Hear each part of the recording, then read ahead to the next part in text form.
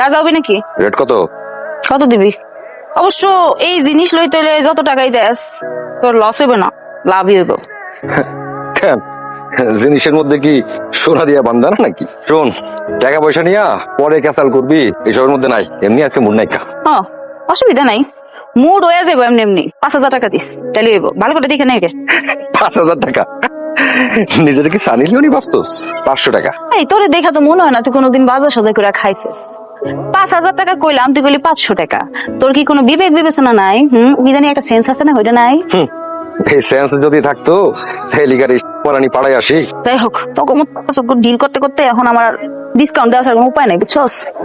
একদম 1,000 টাকা হইলে নাহলে যা ফট যা। আরে তুই কি সানি লিওনি না জ্যোতিষী? হ্যাঁ, আমার এই সেরা পকেটের মধ্যে সে একটাই 1,000 টাকার নোট আছে, এইটাও দেখে বলাইছো। পকেটের ভিতরে প্যান্টের ভিতরে কি আছে না আছে সব দেখতে পারি, বুঝছস না?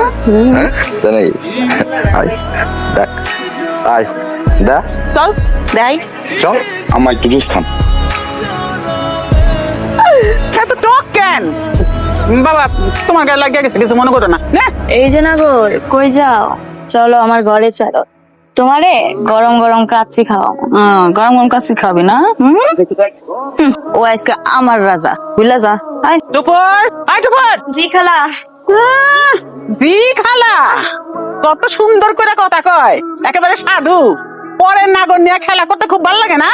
নিজে তো একটা কাস্টমার জোগাড় করতে পারিস না। যা রাস্তায় গিয়ে খাড়া, কাস্টমার জোগাড় করে দৌড়ে তারপর নিয়ে আসবি।